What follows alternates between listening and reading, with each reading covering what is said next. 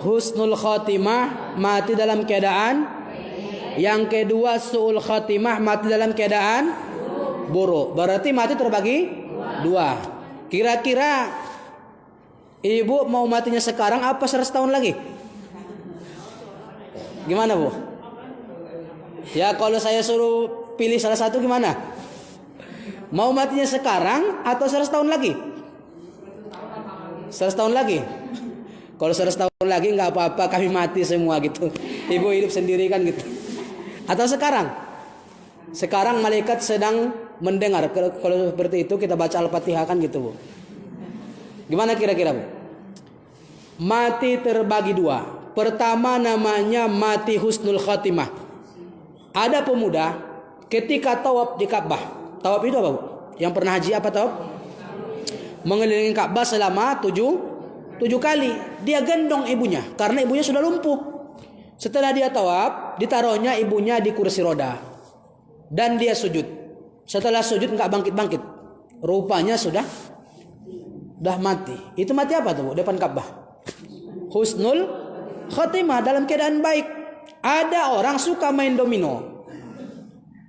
Karena main domino, candu, lupa nyuruh istri sholat.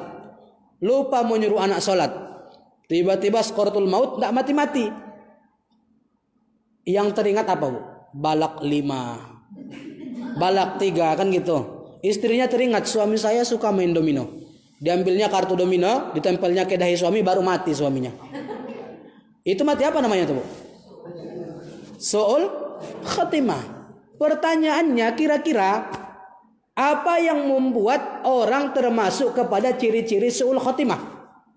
Maka dalam hal ini seorang ulama bernama Sulaiman bin Ahmad Al-Buzairami dalam kitabnya Al-Buzairami ala Syaril Khatib menjelaskan li su'il khatim arba. Ada 4 ciri-ciri orang yang mati apa tadi Bu? Su'ul khatimah. Yang pertama, ciri-ciri orang yang mati su'ul khatimah, tarokas sholah. Apa tarokas sholah itu? Suka meninggalkan sholat. Dari masjid hayya 'alas sholah, hatinya tidak terpaut untuk melakukan sholat, baik di masjid atau di rumah. Perempuan hukum dasarnya ke masjid apa Bu? Hah? Sunnah bagi siapa? Apakah bagi perempuan juga? Gimana nih kira-kira Bu? Begini Bu, zaman dulu perempuan itu tidak boleh ke masjid. Setelah Rasul meninggal, terjadi abad periode keempat, terjadi Khulafaur Rasyidin, maka bermuncullah semua hukum-hukum, terutama perempuan ke masjid. Pada zaman Nabi perempuan tak boleh. Tapi akhir ini ulama fikih terkemuka menjelaskan perempuan boleh ke masjid dengan syarat apa Bu? Hah? Apa syaratnya Bu? Enggak pakai lipstik, enggak pakai wangi-wangian. Kenapa gitu Bu? Apa sebabnya? Kalau ibu-ibu yang muda ya, kalau yang tua-tua enggak apa-apa. Yang muda. Ibu-ibu pakai lipstik ke masjid, datang suami orang, oh itu istri siapa, cantik kali. Terjadi zina mata, pulang bawa dosa. Pulang bawa dosa. Maka ibu-ibu kalau ke masjid jangan pakai lipstik. Yang muda-muda, kalau tua-tua nggak apa-apa.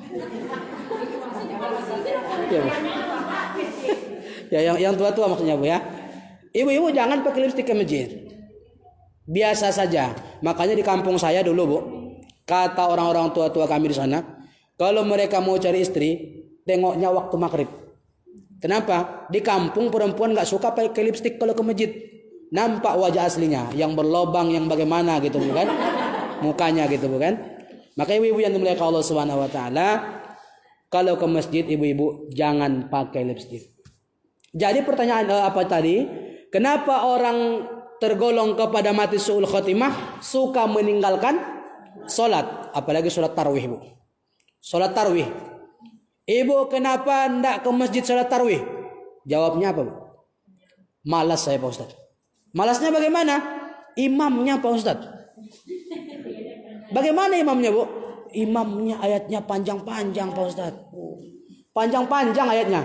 Akhirnya ibu tuh nggak mau ke masjid. Memang malamnya ditengok ketika malam taraweh, ibu tuh masuk ke masjid. Tapi tengok dulu jadwal imam. Si imam malam ini siapa? Oh, ini ayatnya panjang. Pulang deh ke rumah. Tapi sebelum pulang tengok dulu besok malam siapa? Ditengok besok malam rupanya. Oh, ini ayatnya pendek nih. Besok malam dia datang. Dikira ayatnya pendek, dibacalah sama imam. Bismillahirrahmanirrahim. Yasin. Dalam hati ibu tuh apa? Kurang ajar imam nih katanya. Akhirnya apa yang terjadi? Ibu nih nggak cukup sampai di situ. Alasan keduanya nggak mau ke masjid apa? Katanya ada orang suka kali jadi imam, tapi nggak disuruh jadi imam. Dia nggak ditunjuk jadi imam, tapi suka kali jadi imam. Masalahnya di mana Bu? Ayatnya Pak Ustadz. Ayatnya di mana? Trikul. Apa trikul tuh Bu? Tadi panjang ayat salah. Dibaca orang trikul salah lagi. Apa yang terjadi? Bapak ini pun udah capek dah dengar ocehan ibu tadi. Digantinya lah ayat. Cobanya inna anzalna. Bismillahirrahmanirrahim. Inna. Lupa dia Bu. Karena hafalannya cuma trikul. Datang jamaah dari belakang. Ini inna anzalna apa inna aqtaina kan gitu. Inna. Semakin bingung jamaah. Inna anzalna apa inna aqtaina ini? Inna, karena jamaah ada bingung dijawablah sama jamaah. Inna lillahi wa inna ilaihi raji'un kata jamaah. Nah. Apa yang terjadi? Ibu tuh malas ke masjid gara-gara itu. Tapi kita nggak mandang yang itu. Yang kita pandang adalah kalau meninggalkan sholat termasuk kepada su'ul khatimah. Ibu-ibu kalau nggak mau ke masjid silakan di rumah saja sholatnya. Yang penting jangan meninggalkan sholat. Ibu-ibu yang dimuliakan Allah. Apa perumpamaan yang Allah berikan kepada orang-orang yang meninggalkan sholat? Kata Allah dalam Al-Quran surah Al-Baqarah. Bismillahirrahmanirrahim. Summa qasat qulubukum min ba'di dzalika fahiya kal hijarah au asyaddu qaswah. Apa kata Allah? Manusia ini kata Allah hatinya keras. Malah lebih keras daripada batu. Pertanyaannya Bu, hati kan terbuat dari daging yang lunak. Batu terbuat dari benda keras. Kenapa Allah mengatakan hati lebih keras dari batu? Maka Allah lanjutkan ayatnya, wa inna minal hijarati lama yatafajjaru minhul anhar. Kata Allah ada batu ketika dibelah Nabi Musa keluar air. Ternyata dalam batu yang keras itu ada air yang lembut. Ada lagi batu kata Allah Subhanahu wa taala ketika ditetesi hujan setiap hari, mana yang hancur Bu? Batunya yang berlubang, bukan airnya. Airnya tetap jalan mengalir. Dan ada batu kata Allah ketika melihat cahaya Allah hancur batunya. Batu yang mana Bu? Ibu-ibu yang pernah ke Makkah sudah tengok Tursina, Bukit Tursina? Udah nampak Bu? Bukit Tursina Bu, Nabi Musa pernah naik ke sana. Nabi Musa pernah naik ke situ. Kata Nabi Musa begini, ya Allah nampakkan cahayamu kepadaku supaya imanku lebih kuat kepadamu. Kata Allah nggak sanggup. Ya Musa engkau nggak sanggup melihat cahayaku kata Allah. Karena cahaya Allah itu lebih terang daripada cahaya lampu. Ibu-ibu kalau tengok lampu lama-lama gimana Bu? Sakit mata. Apalagi cahaya Allah. Maka Allah katakan kamu nggak sanggup menengok cahayaku kata Allah. Akan saya tahankan ya Allah kata Nabi Musa. Allah nampakkanlah cahaya Allah. Sebesar apa Bu?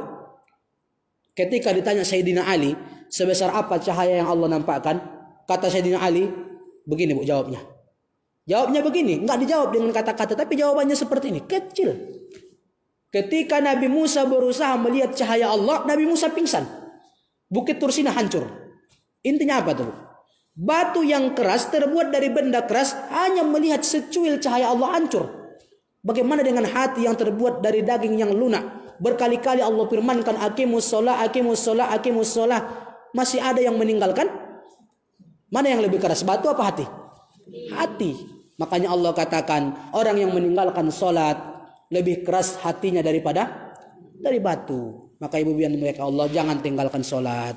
Meninggalkan sholat itu adalah sama dengan menghancurkan diri sendiri. Kenapa? Dalam Islam yang pertama nanti Allah hitung amal kita di akhirat adalah amal sholat. Kalau sholatnya bagus, amal-amal yang lain dimaafkan sama Allah. Tapi kalau amal sholat nggak bagus, amal-amal yang lain diperhitungkan sama Allah. Kuncinya sholat, Bu. Maka yang pertama Allah hitung di akhirat nanti amal sholat. Kalau amal sholat ibu baik, Allah maafkan amal-amal yang lainnya. Ibu yang dimuliakan Allah, seterusnya, kenapa ada orang yang hatinya kadang-kadang cenderung meninggalkan sholat? Karena apa tuh? Kira-kira apa tuh? Begini, Bu. Orang yang suka meninggalkan sholat itu dijelaskan oleh para ulama, bahkan dijelaskan oleh ulama kita, yaitu Jamaluddin Al-Qasimi dalam kitabnya Mau'izatul Mu'min. Katanya orang yang cenderung meninggalkan sholat itu karena dia tidak mendapat kebaikan dari sholatnya. Dia merasa sholat biasa saja, enggak sholat pun biasa saja. Kenapa orang rajin mengerjakan sholat? Karena kalau dia sholat merasa hatinya tenang. Orang yang meninggalkan sholat karena merasa enggak ada kebaikan yang dia dapatkan dari sholat tersebut. Buktinya, habis sholat mukena masih di tubuh, tapi mulut berani bicara keburukan orang. Itu karena sholatnya nggak bagus. Kalau sholatnya bagus, mulutnya nggak berani. Peci masih di kepala, kain masih di kepala, berani memburuk-burukkan orang, dan masih dalam masjid pula. Karena sholatnya nggak bagus. Kalau sholatnya bagus, nggak berani seperti itu. Ibu yang dimuliakan Allah Subhanahu wa taala, maka kata ulama kita Syekh Jamaluddin Al-Qasimi, sebagaimana supaya sholat kita bisa bagus, yang pertama yang harus kita baguskan adalah wudhu kita. Kalau wudhu nggak bagus, jangan harapkan sholatnya khusyuk. Kenapa, Bu? Kenapa kita disunnahkan berwudhu sebelum sholat? Karena ada hubungan wudhu dengan sholat. Ibu kira-kira berwudhu bagaimana, Bu? Cuci wajah, tangan, sholat, begitu saja. Berarti itu wudhunya hanya dengan fisik saja, batinnya nggak ikut. Apa kata ulama kita? Kalau berwudhu, di saat mengusapkan air ke anggota wudhu, bayangkan kita sedang menyiram dosa dari anggota